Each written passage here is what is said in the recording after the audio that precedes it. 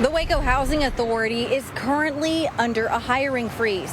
I'm Dominique Lay, your neighborhood reporter, live in downtown Waco. Along with that hiring freeze, they're also doing cutbacks with training. Now, why, you might ask? Well, they're looking to save some financial reserves so that way they can prepare for that government shutdown if it were to be prolonged any longer. I'm standing in front of some apartments where I spoke with some residents earlier today to see how the shutdown could impact them if it continues. The Waco Housing Authority spends around $2 million a month for its housing assistance program. It's budgeted through December, but come January, things could change for our neighbors like Sandra Hall. And what would happen if, those funds stopped coming to you? It means that I would be on the street or have to depend on other people. And I don't want to do that.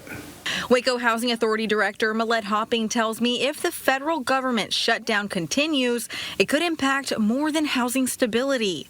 Without housing stabilization, you cannot have good outcomes in education. You will not have good outcomes for health, people's health. You will not have good financial independence or stability for people either. She explained if people aren't able to pay rent, it has a domino effect on our economy. You cannot just pay one thing and not have it affect everything. And even if there's an agreement, he still has a responsibility for his mortgage payment. And so it becomes burdensome for all of our citizens. But that's a burden Sandra can't afford.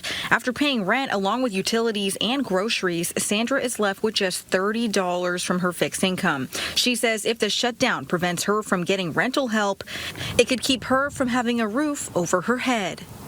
But it's going to affect a lot of people. Yes, it will. I did ask the Waco Housing Authority what happens in January once those funds run out. They tell me that there are some contractual agreements that prevent the tenants from being punished, but that still leaves the landlords without those payments. Reporting live in downtown Waco, I'm Dominique Lay.